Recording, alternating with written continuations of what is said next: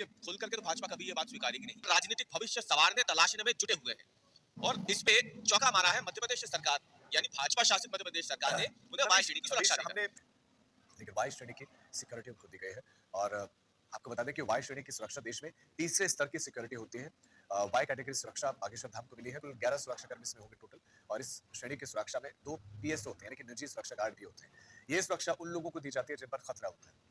धीरेन्द्र शास्त्री के देश भर में हो रहे आयोजनों में जुट रही भीड़ के मद्देनजर उन्हें यह सुरक्षा दी गई है। की धमकी दी गई थी, धमकी मिली थी और उसके बाद वाई सिक्योरिटी में 1 या 2 कमांडोज होते हैं, पुलिसकर्मी समेत वो सुरक्षा घेरे में रहकर कुल 8 जवान इसमें शामिल होते हैं। बागेश्वर धाम सरकार की ओर से ट्वीट किया गया है जिसमें सुरक्षा मिलने की बात कही गई है। गौरतलब है कि धीरेन्द्र शास्त्री को हाल ही में जान से मारने की धमकी मिली थी जिसमें उनके परिवार समेत मारने की बात कही गई थी।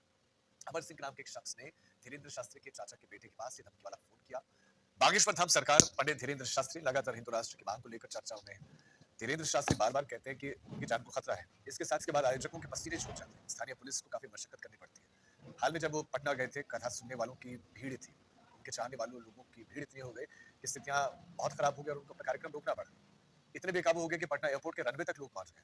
बाबा के चार्टर प्लेन तक उनके भाग पहुंच गए थे।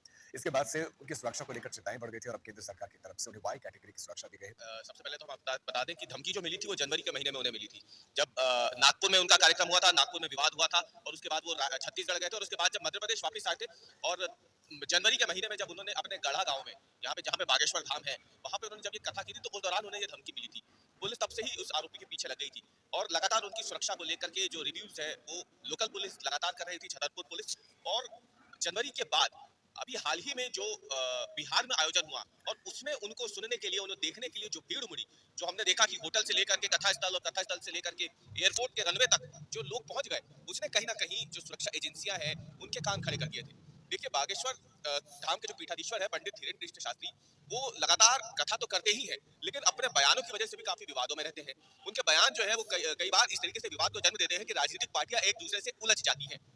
लेकिन इसी बहाने इसी बयानों की वजह से आपको बताया राजीव कि उनपे खतरा भी लगातार बढ़ता जा रहा है। उनके बयान आप देखिए, उनके बयान अगर आप देखें तो उन्होंने एक समय में जब मध्य प्रदेश सरकार की बुलडोजर कार्रवाई शुरू हुई थी तो उसका समर्थन किया था। हाल ही में film I the Kerala story तो उन्होंने बड़ा विवादित बयान दे दिया उस फिल्म को लेकर के भी। तो सनातन हिंदू धर्म को लेकर के, हिंदू राष्ट्र को लेकर के और इन तमाम मुद्दों को लेकर के जिस तरीके से पंडित धीरेन्द्र कृष्ण शास्त्री मुखर रहते हैं, माना जा रहा है कि उनको खतरा लगातार बना हुआ है।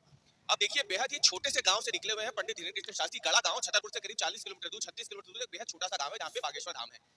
अभी तक अगर हम देखें, जब जनवरी के महीने तक की हम बात करें तो 2 से 3 पुलिसकर्मी ही उनके आसपास होते थे, जो कि स्थानीय पुलिस थाना पड़ता है बमीठा, छतरपुर जिले में, जो कि गढ़ा गांव का थाना क्षेत्र पड़ता है बमीठा। तो बमीठा के ही पुलिसकर्मी उनके साथ रहते थे और बाकी उनके जो अपने स्वयं सेवक है बागेश्वर धाम के, वो उनके इर्द गिर्द एक सुरक्षा घेरा बना के रखते थे। शिवरात्रि पर जिसमें उन्होंने 151 जो गरीब लड़कियां उनका विवाह भी कर रहा था, उसमें लाखों की संख्या में ये देखा गया कि पंडित धीरेन्द्र कृष्ण शास्त्री से मिलने के लिए लोग बड़ी संख्या में पहुंचते हैं और धीरेन्द्र कृष्ण शास्त्री भी उनके बीच में कभी भी पहुंच जाते हैं, क्योंकि देखिए वो बहुत छोटे घर से निकले हैं, सामान्य परिवार से निकले हैं, वो सुरक्षा और ये तमाम चीजों को ज्यादा नहीं मानते हैं, वो अपने श्रद्धालुओं के बीच में जाना पसंद करते हैं।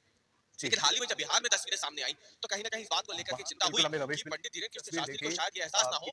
लेकिन सवाल है राजीव, 2 वजह है। पहला कि थ्रेट तो जनवरी का था लेकिन सुरक्षा तुरंत ना मिलकर के उस समय उनकी सुरक्षा को बढ़ा दिया गया था, वाई श्रेणी की सुरक्षा नहीं दी गई थी। पहले मैंने जैसे आपको बताया कि 2 से 3 पुलिसकर्मी रहते थे स्थानीय पुलिस थाने के, और बाकी क्योंकि बागेश्वर धाम एक धार्मिक स्थल है तो वहाँ की जो पुलिस होती थी वो भी होती थी और उनके अपने स्वयंसेवक होते थे।